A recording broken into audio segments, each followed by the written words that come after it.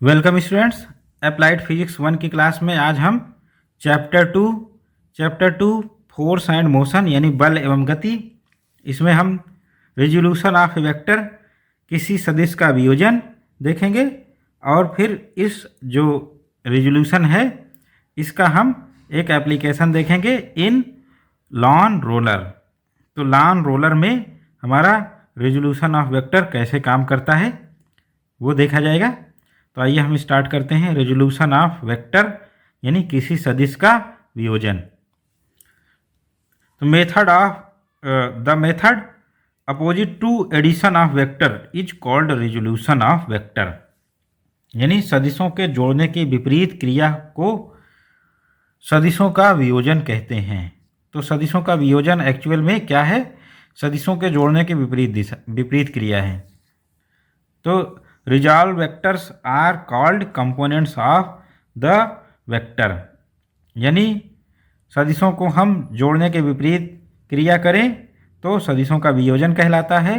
यदि हम किसी सदिश को दो या अधिक ऐसे सदिशों में तोड़ दें या वियोजित कर दें जिनका संयुक्त प्रभाव दिए गए सदिश के समान है, तो जो भी दिया गया सदिश है उसको दो या अधिक भागों में वियोजित करें और वो अपने मूल सदिश के बराबर का प्रभाव रखते हैं, तो ये वियोजित जो सदिश हैं ये वियोजित सदिश दिए गए सदिश के घटक कहलाते हैं। जैसे हम एक वेक्टर लेंगे, वेक्टर ए।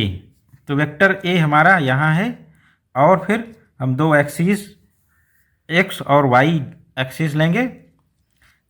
वेक्टर ए के हेड से हम एक्सिस एक्स पर एक परपेंडिकुलर ड्रॉ करेंगे जो कि एम पर मिलता है। तो ये जो हमारी वेक्टर मिला ये वेक्टर ए एक्स इसको कहते हैं और ये वेक्टर ए एक्स हमारा एक्स डायरेक्शन में मिल गया। इसी तरह से जो हमारा वेक्टर ए है इसके हेड से वाई पर हम एक परपेंडिकुलर ड्रॉ करें वाई एक्सिस पर, तो एन पर ये मीट करेगा और एक वेक्टर मिलेगा ए वाई। तो इस तरह से ए वाई और यहाँ पर जो वेक्टर है ये दोनों सेम वेक्टर हैं। तो ए एक्स प्लस ए वाई इनका सम क्या है? वेक्टर ए है। तो इस तरह से ए एक्स और ए वाई दोनों का संयुक्त प्रभाव वेक्टर ए के बराबर है, दोनों का सम वेक्टर ए के बराबर है। तो इस तरह से ये दोनों वेक्टर ए एक्स और ए वाई क्या कहलाएंगे? इस वेक्टर ए के कंपोनेंट्स यानी वेक्टर ए के घटक कहलाएंगे। अब हम इसमें यूनिट वेक्टर सेपरेट कर लेंगे, तो ए एक्स मैग्नीट्यूड बचा और ए वाई मैग्नीट्यूड, तो हम इनकी वैल्यू निकालेंगे। Cos theta is equal to O M base हमारा कर्ण, तो O P A x upon A ये कॉस थीटा होगी। X is equal to A cos theta, यानी ए एक्स की वैल्यू क्या आ गई? A cos theta. तो इस साइड की वैल्यू हम ए कॉस थीटा लिखेंगे और इस वाली साइड की वैल्यू हम क्या लिखेंगे? साइन थीटा से निकालेंगे। Sine theta is equal to P M upon O P या ओ एन अपान ओ पी, और ओ एन क्या है? ए वाई अपान ए। तो इस तरह से ये साइन थीटा हमारा निकल गया और फिर ए वाई हम निकाल सकते हैं, A Y equal to A sine theta. तो इस तरह से हमारा वेक्टर ए हो गया और ये थीटा एंगल बना रहा है एक्स एक्सिस से। तो एक्स डायरेक्शन में जो कंपोनेंट मिलेगा उसकी वैल्यू होगी ए कॉस थीटा। तो इस तरह से ये वैल्यू हो गई हमारी लेंथ ए कॉस थीटा और ये लेंथ हो गई ए साइन थीटा। और हम ए एक्स को क्या कहते हैं? हॉरिजॉन्टल कंपोनेंट यानी क्षैतिज घटक, यानी थीटा से लगा जो घटक होगा वो हॉरिजॉन्टल कंपोनेंट और थीटा के अपोजिट जो घटक होगा वो वर्टिकल कंपोनेंट यानी ऊर्ध्वाधर घटक। क्षैतिज घटक और ऊर्ध्वाधर या ऊर्ध्व घटक कहलाते हैं।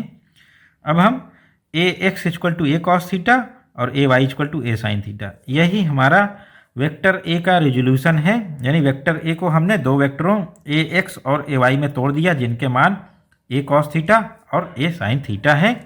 अब इनको हम ऐड करें, ए एक्स और ए वाई को ऐड करें तो वेक्टर ए मिल जाता है।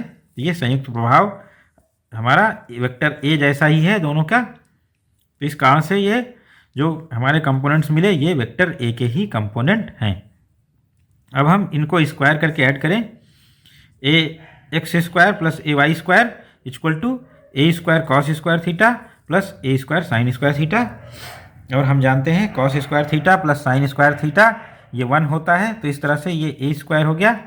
तो ए का मैग्नीट्यूड हम निकाल पाएंगे, A equal to square root of A X square plus A Y square. तो इसकी सहायता से हम ए का क्या निकाल सकते हैं, मैग्नीट्यूड, यानी वेक्टर ए का मैग्नीट्यूड अगर हमें कंपोनेंट मालूम है। और फिर vector A equal to A X I plus A Y J. A X क्या है, ए कॉस थीटा और फिर यूनिट वेक्टर आई। इसी तरह से ए वाई क्या है, ए साइन थीटा जे। अब हम वेक्टर इस तरह से वेक्टर ए हमारा लिखा जा सकता है, vector A equal to A X I plus A Y J और ये A cos theta I plus A sine theta J. अब हम एंगल थीटा निकालेंगे। एंगल थीटा क्या आएगा हमारा, tan theta equal to P M upon O M. tan theta हम यहाँ से tan थीटा निकालेंगे, tan theta equal to P M upon O M. और पी एम क्या है, ये ओ एन के बराबर है, ओ एन की वैल्यू ए वाई है और ओ एम की वैल्यू ए एक्स है। तो इस तरह से जो हमारा tan थीटा आएगा वो आ गया A Y upon A X और theta equal to tan inverse A Y upon A X. तो इस तरह से इक्वेशन 1 और 2 की सहायता से हम मैग्नीट्यूड और डायरेक्शन क्या कर सकते हैं, magnitude and direction of vector A can be determined. अतः समीकरण 1 तथा 2 से सदिश ए का परिमाण व दिशा ज्ञात कर सकते हैं। रिजोल्यूशन यानी वेक्टर के वियोजन का एग्जाम्पल जो सिलेबस में है उसको देख लेते हैं। Pulling of roller is easier than pushing, यानी रोलर को खींचना उसे धकेलने की अपेक्षा आसान है। तो रोलर को खींचना अपनी ओर आसान है, धकेलना अपनी ओर अपने से दूर वो थोड़ा डिफ़िकल्ट है। तो रोलर को धकेलने में ज़्यादा बल लगाने की आवश्यकता होती है, जबकि रोलर को खींचना में कम बल लगाकर खींचा जा सकता है और वो हल्का लगता है। तो ऐसा क्यों होता है, इसका reason in pushing of roller. तो रोलर की पुशिंग में हम देखेंगे रोलर को हमने धक्का दे रहे हैं। तो रोलर को जब भी धक्का देंगे तो क्या होगा, horizontal component F cos theta. तो रोलर को हम धक्का दे रहे हैं, ये रोलर है, रोलर का पहिया, और हम इसको धक्का दे रहे हैं तो ये आगे बढ़ेगा। तो आगे बढ़ने के लिए हम क्या करेंगे, फोर्स इस डायरेक्शन में लगाए हैं और इसकी हॉरिजॉन्टल से एंगल थीटा है। तो हम एक कंपोनेंट एफ कॉस थीटा निकालेंगे और यहाँ एफ साइन थीटा। तो दो कंपोनेंट में हमने एफ को ब्रेक कर लिया, एफ कॉस थीटा जो कि हॉरिजॉन्टल डायरेक्शन में है और वर्टिकल डायरेक्शन में डाउनवर्ड एफ साइन थीटा। तो इस तरह से हमने ये कंपोनेंट्स कैलकुलेट कर लिए। Horizontal component F cos theta of force F applied by a person gives horizontal motion to roller, यानी रोलर को धकेलने की प्रक्रिया में किसी व्यक्ति द्वारा लगाए गए बल एफ का, रोलर को धकेलने की प्रक्रिया में व्यक्ति द्वारा लगाए गए बल एफ का क्षैतिज घटक F cos theta. F cos theta roller को क्षैतिज गति प्रदान करता है, तो रोलर को क्षैतिज गति इस तरह से प्रदान करेगा। And its vertical component F sine theta, its vertical component F sine theta works in direction of weight of roller. तो works in direction of weight of roller, weight W, and F sine theta is in same direction. Hence it makes roller heavier, that is apparent weight of this roller is W plus F sin theta। इस तरह से इसका F का ऊर्ध्वाधर घटक F sin theta roller की भार की दिशा में ही लगता है या कार्य करता है, इसलिए रोलर का जो आभासी भार होगा वो F sin थीटा बढ़ जाएगा। तो आभासी भार W dash equal to W plus F sine theta. तो रोलर धकेलने की प्रक्रिया में भारी प्रतीत होता है।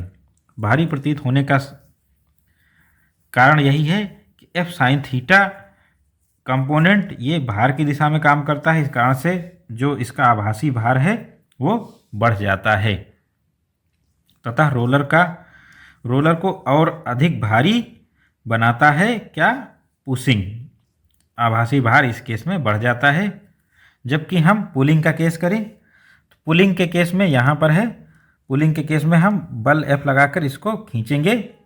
खींचने में क्या है, जो हॉरिजॉन्टल कंपोनेंट है वो थीटा डिग्री कोण बना रहा है, तो F cos थीटा हो गया हॉरिजॉन्टल कंपोनेंट क्षैतिज घटक, F sin theta vertical component हमारा है। वर्टिकल कंपोनेंट्स देख रहे हैं W से अपोजिट डायरेक्शन में है, यानी भार से विपरीत दिशा में है। F cos थीटा उसी दिशा में है, क्षैतिज दिशा में। तो F cos थीटा हमारा इसको क्षैतिज गति प्रदान करेगा आगे की ओर, और F sin थीटा भार को कम करेगा। तो हम इस तरह से इसको लिखेंगे, अपोजिट टू दिस एक्शन, यानी in the pushing of roller, in the pushing of roller, यहाँ पर पुलिंग होना चाहिए। In the pulling of roller, pushing का केस पहले देखा जा चुका है। In this action, in pulling of roller, horizontal component F cos theta of force gives motion in horizontal direction to roller, and since vertical component F sin theta works in opposite direction of weight, which makes roller lighter, that is apparent weight of this roller is W minus F sin theta। तो यानी विपरीत क्रिया जो हमारी है pushing की क्या है, पुलिंग। तो पुलिंग करते समय यानी व्यक्ति द्वारा रोलर को खींचते समय व्यक्ति द्वारा लगाए गए बल F का क्षैतिज घटक F cos थीटा रोलर को क्षैतिज गति प्रदान करता है, यानी क्षैतिज दिशा में मूव कराता है रोलर को। और जो ऊर्ध्व घटक है F sin थीटा रोलर के भार W के विपरीत दिशा में F sin थीटा लगता है। इस कारण से रोलर का जो आभासी भार हो गया वो W minus F sin theta हो गया और रोलर हल्का लगने लगा। तो पहले केस में पुशिंग के केस में रोलर भारी हो जाता है, पुलिंग के केस में रोलर हल्का हो जाता है। Thus pulling of roller is easier than pushing of roller, यानी that is providing motion in lighter body than to a heavier body. Easier, it is easier to providing motion in lighter body than a heavier body. अतः यह स्पष्ट है roller को खींचना उसे धकेलने की अपेक्षा आसान है, क्योंकि हल्की वस्तु में भारी वस्तु की अपेक्षा गति देना आसान है। हल्की वस्तु को गति देने के लिए कम बल की आवश्यकता होती है, जबकि भारी वस्तु को गति देने के लिए ज़्यादा बल की आवश्यकता होती है। इस कारण से रोलर को अपनी ओर खींचना आसान है और धकेलना, धक्का देना, धकेल कर आगे करना ये बहुत ही हार्ड टास्क हो जाता है खींचने की अपेक्षा। तो ये रीजन रिस्पॉन्सिबल है रोलर की पुशिंग के लिए। पुशिंग ज़्यादा फोर्स की आवश्यकता होती है, पुलिंग के लिए हमें कम फोर्स की आवश्यकता होती है, यानी pulling of roller is easier than pushing.